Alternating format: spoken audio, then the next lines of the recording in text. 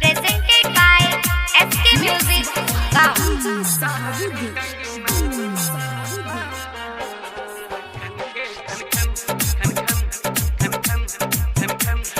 हथवे से करबू इशारा हो, का बोले के नहीं के इरादा हो। हथवे से करबू इशारा हो, का बोले के नहीं के इरादा हो। तहरी कंगना खन के खन खन, तहरी नथुनी चमके चमचम। हथवे से करबू इशारा हो, का बोले के नहीं के इरादा हो।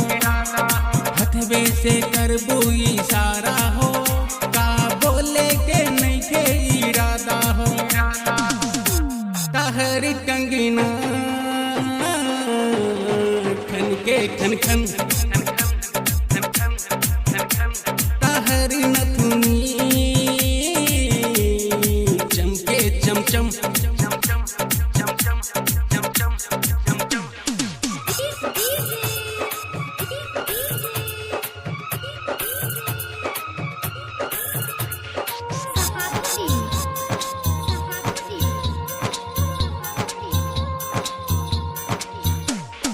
बोला ना नखरा देखबू तू, हमके दीवाना बनैबू तू।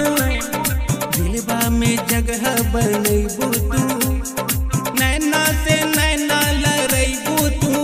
हमके आपन बनल सुन जियरा जुड़द, सुन बहिया में या बना हमके सताब। दिलबा के धड़कन बढ़ैलू हो, अखिया से निंदिया चोरैलू हो। दिलबा के धड़कन बढ़ैलू हो, अखिया से निंदिया चोरैलू हो। तहरी कंगना खन के खन खन, तहरी नथुनी चमके चमचम।